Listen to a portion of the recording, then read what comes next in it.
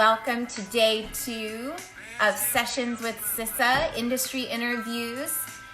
We'll be interviewing Gia Mongell. She'll be joining us shortly. All right, get everybody set up. Thank you for joining us. Oh, here she is. Gia! Hi. How are you? Good. How are you? Good. Happy Tuesday. Happy Tuesday. Thank you so much for joining us for our industry interviews. We're on day 2. I'm going to be asking you a couple of questions. Sound good?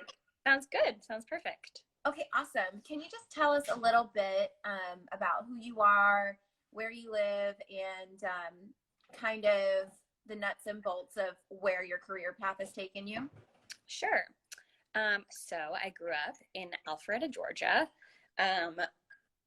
Casey Nabla was my jazz teacher. I went to a really small ballet studio locally in the area, and I grew up doing mostly classical ballet.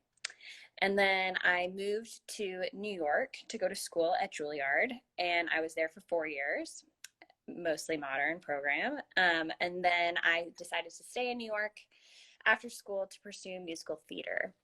So I currently live in Manhattan, but I'm in my parents' house right now during quarantine. And yeah, I am pursuing musical theater and I was in the show An American in Paris, and I've danced a little bit with the Met Opera and at New York City Center Encores. And that's sort of me in a really small nutshell. Perfect. That's great. So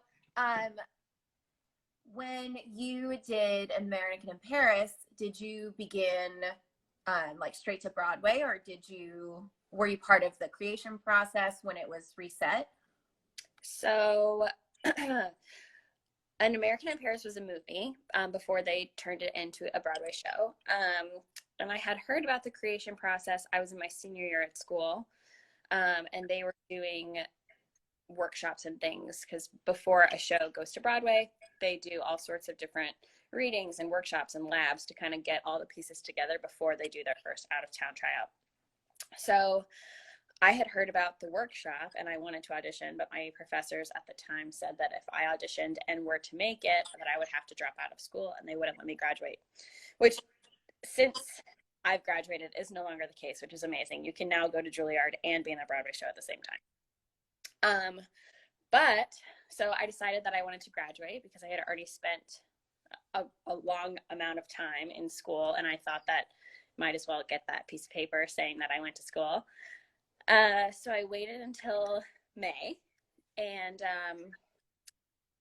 it turns out that I was obsessed with Broadway kind of starting my sophomore year. So every month I choreographed a student piece, because we did these like student workshops where each month students put on choreography, and I would always choreograph a musical number. So my teachers kind of knew that that's what I wanted to do. And I graduated, was sort of just hanging out in New York, like hoping to just kind of freelance and maybe like dance at the opera. And at the time the opera was on strike. So I had gone and I had auditioned, and I was just sort of waiting to hear back from the Metropolitan Opera. And I get a call from one of my teachers, and long story short, An American in Paris had lost a lot of people to On the Town, because On the Town was coming to Broadway, and American in Paris was doing their out-of-town tryout in France. So a lot of those people wanted to take the Broadway contract over an out-of-town tryout. So was American in Paris going to Paris? It was going to Paris, yes. So glamorous.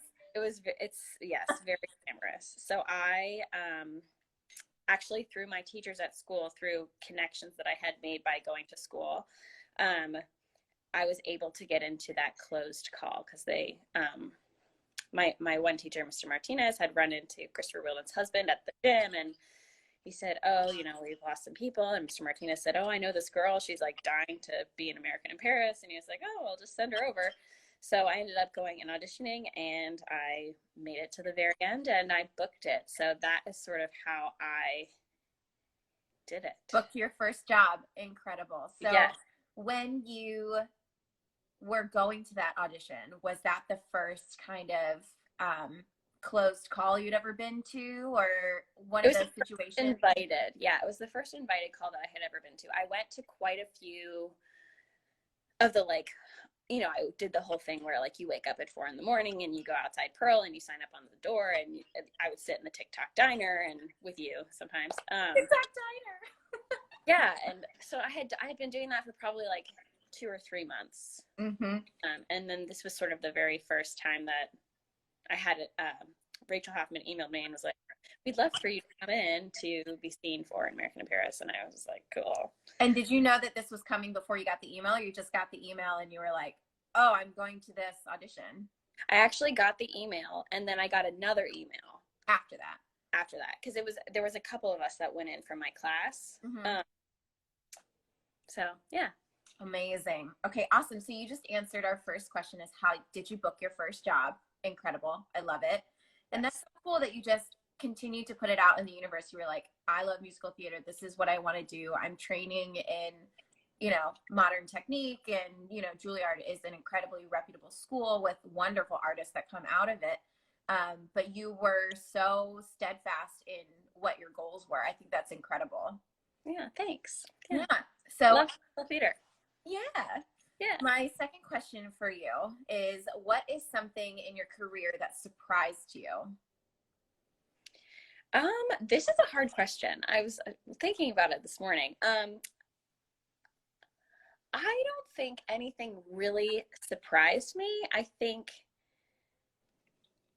something that maybe surprised me was just how, like, when you're a kid and you want to be in a show, your parents sign you up for this audition and you go, and even if you're like standing behind a cardboard tree in the back, like, you're in the show. And I think I knew that it was hard. Like, I knew that, like, auditioning was going to be hard and trying to book work would be hard, but I don't think I realized the extent of, you're going to hundreds and hundreds of auditions and you're not getting in anything.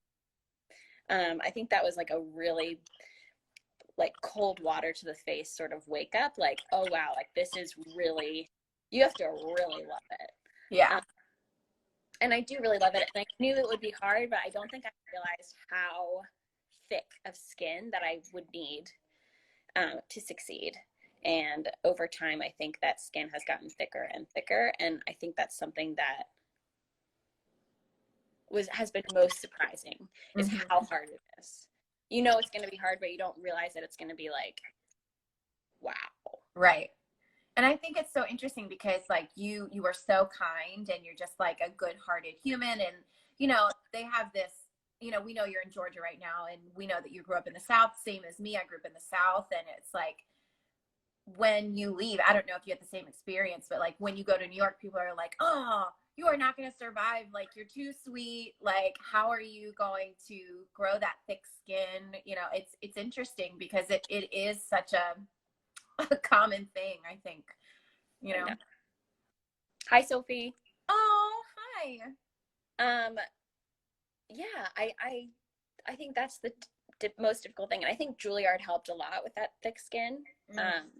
Like, just really toughening up, because anyone would tell you, like, I just was a big ball of mush. Like, anything that went a certain way, or I was such a perfectionist, and if things didn't like line up, I just would absolutely crumble. And that's something that for me has been a skill that I've really had to work on, and let things roll off my back, and understand that, like, as long as I do my very best that day, that's the best you can do. That's right. I love it. Great. On to our next question. What is the one skill or style you wish you had developed before you became a professional? I wish that I took voice lessons. And I did take voice lessons. After 7th grade, I went to see Wicked, and I was changed. I was changed for good. At the time, it's hard to kind of tell kids nowadays. They're like, oh, Wicked. But Wicked for us was like Hamilton. Yeah. I mean, it was like the coolest thing ever. It was like the big hot ticket show. And I had gone, and my grandpa had gotten us tickets. and my mom was in the nosebleeds in the back, and he got me like 4th row center by myself, like this little 13-year-old girl. I'm sitting there. I look up. Of course, we're there at half hour, like the earliest you can be there. I'm sitting there by myself. I look up, and there's 2 like staircases on either side of the stage, and the characters like come down from these staircases in the beginning, and I like look up, and there's someone looking at me. It was like one of the characters, one of the ensemble members, and he waved. And I waved back. And then I'm like, I'm sitting there and I'm like, oh my gosh, someone just waved to me. And then I look up again, and there's more. There's like 5 or 6, and they're waving to me. And I waved back. And then for the whole show, the entire cast of Wicked did the entire show to me. So in like one short day, like during like all of the numbers, like they would point to me, they would wink at me, they would sing to me, and I sat there and I just bawled my eyes out the whole performance. So after that, I came home and I was like, I have to be on Broadway. That's it. That's all I want to do. And I mean, obviously, like there was a full journey of like American Ballet Theater, and like maybe I want to be a ballet dancer, maybe I want to be a modern dancer. No, just kidding. I still just want to be on Broadway. Mm-hmm. But I started taking voice lessons in 7th grade. But because I was dancing so much, I didn't take it as seriously as I wish that I had. Casey's crying. I know, so good, such a good story. But I didn't take my voice lessons as seriously as I wish that I had. So like I would go on Mondays before I had Miss Ruth on Monday, ballet teacher, and I would go and I would do my lesson and I would go to ballet, and then I wouldn't think about singing all week until the next Monday, and my teacher would be like, did you practice? And I'd be like, no.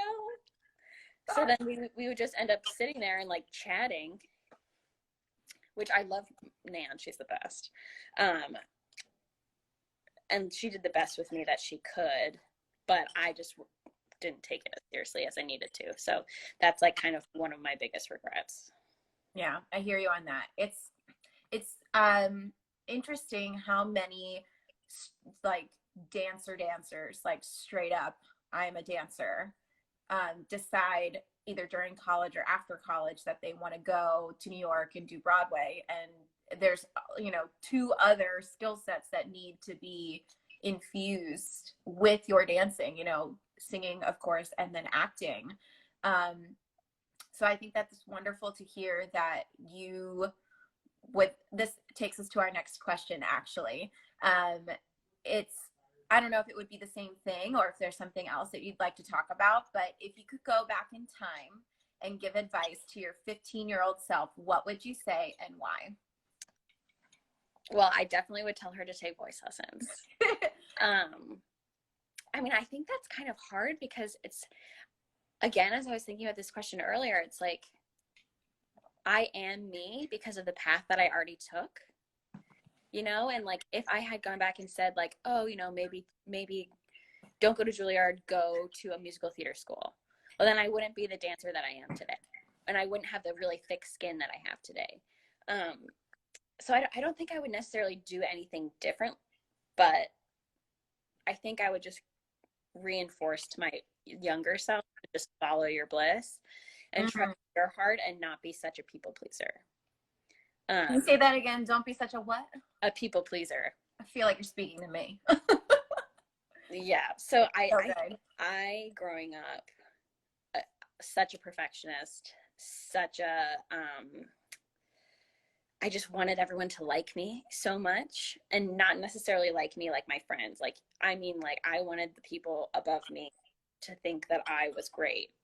I think that kind of gave me a lot of self-worth, when really you have to give your own self-worth, because no one else is going to give it to you. And I think now that I'm an adult trying to live in this world that we live in,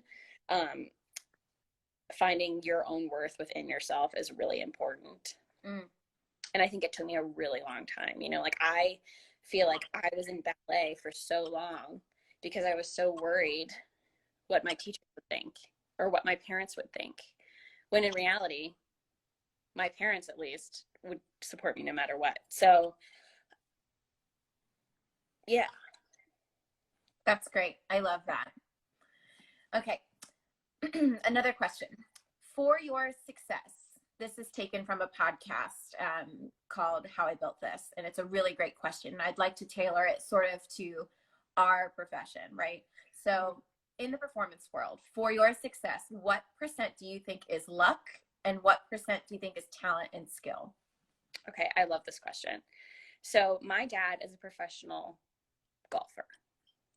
So, which is interesting because like I feel like we're sort of the same. Like it takes a lot of the same precision, the same technique.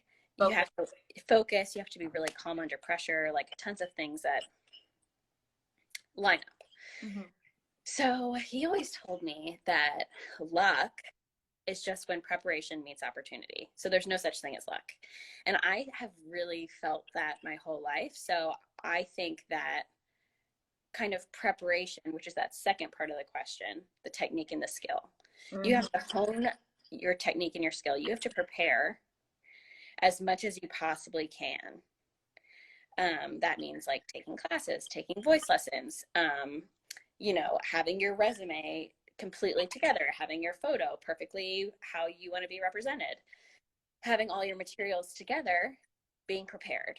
And that's like, if you can be the most prepared that you can be, you're prepared for anything that comes your way. And then the second part of that is the opportunity, which is where it kind of gets tricky. So it's like, for me, I happen to be prepared for an American in Paris because I had started taking voice lessons my senior year at Juilliard with the Juilliard teacher.